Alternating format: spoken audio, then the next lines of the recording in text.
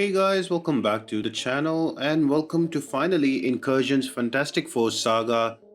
I am going to show you how to do this with three different builds. There can actually be four builds, but I have only footage for three of them. So what I'm going to do, I'm going to start with three different builds. I'm going to discuss each in detail, and in the end I will leave my run from room 13 to 15 so you can have a look at what kind of defenders are there and who you can use. So let's jump on to the first one. The first one, which I personally love, I call it the Sting build. Now this is all about your power stings, and your bleed champions and the power stick champions work the best.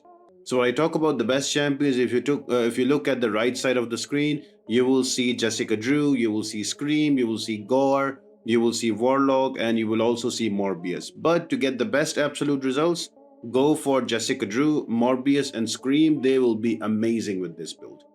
Now, what are the hacks that you need, and the boss hacks, and how does it work? So for room number one, the first boss hack, you are going to get special counter. With special counter, the potency of the power stings will increase and you will get prowess on you. And then you get hemostatic charge. So with hemostatic charge, every time you will apply a bleed on the opponent, you are also going to apply a power sting. And at room number 4, try and get entropic shield. Now 4 and 8 can mix up. The two important ones are toxic siphon and entropic shield. So if you get either one of them, you are good with special counter hemostatic charge. But ideally, entropic shield and toxic siphon, both of them, they will work amazing for this build and you will rip through all of this. I am showing you some footage of Jessica Drew. She just absolutely destroys anyone who comes across. Now, very quickly, what are the other regular hacks that you should get? Anything that improves your debuff duration. The longer the power sting stays, the defender can more chance to throw a special attack and take sting damage. So your sting damage, your sting potency, your debuff durations, or your debuff potency, all of this will work super well with that. And if you also take stun duration, that will also help you like keep the defenders in stun and take them out.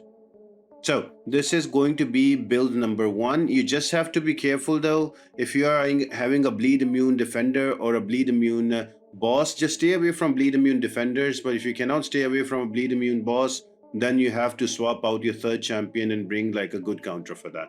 So just be careful about that if you go with this build. Now build number 2 is very underrated. I've not seen many people do this, but this is a crazy build.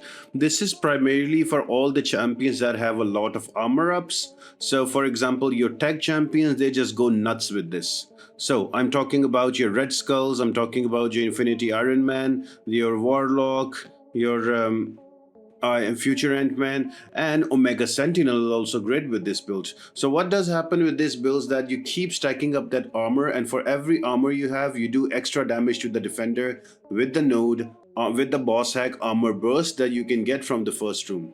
There is also defensive cascade, so that whenever you will use a special attack, you are going to stun the opponent, and the duration of that stun is reduced by 1 second. The usual cooldown is 15 seconds, but you can reduce it by 1 second for every armor up you have on yourself, and the maximum reduction is up till 5 seconds.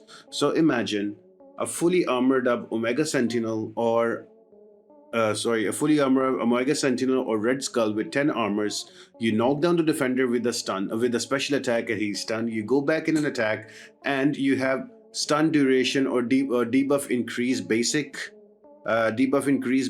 hacks, and your duration for the stun is increased, and you again have the stun again. So you can permanently stun lock the opponent and you can kill them. This is also an amazing build. Now to help you a little more, for room 4 you can get buff cornucopia. It's not really important, not required, but if you want to keep that region up, it can help you. Or you can take any one of the survival boss hacks, they will also work.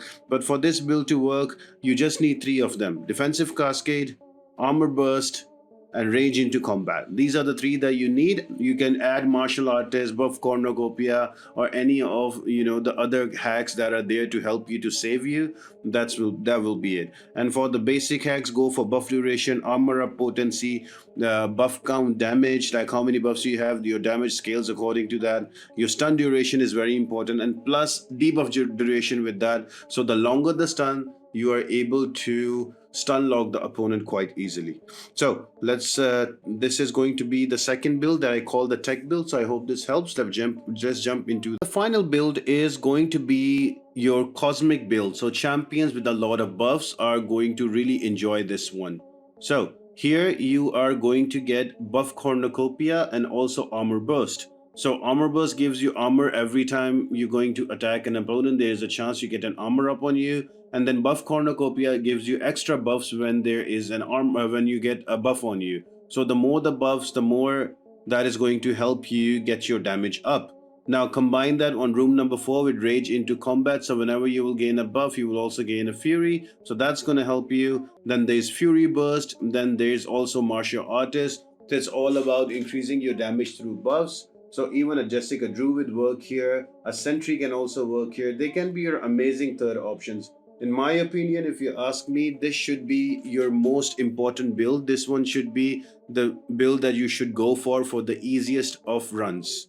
So why I say that? Because you have cosmic champions that can deal a lot of damage with their buffs, and you stay away from the mystics. But if there is a mystic or a boss that you cannot handle, you can bring in a Jessica Drew or you can bring in a Sentry. They naturally gain buffs and they can also work with this build.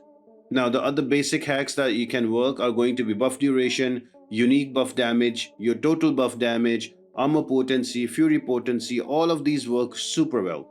Now how do you pace this? You stay away from mystic defenders. That's the first thing you need to know. And you rotate your third champ as needed for the boss. Now if there is a boss that is going to be annoying, is going to be a Korg, or it's going to be somebody that is going to be a mystic champion, and you need a third champ, you can go with Jessica Drew, you can go with Count Nefaria, you can go with Sentry. All of these champions work.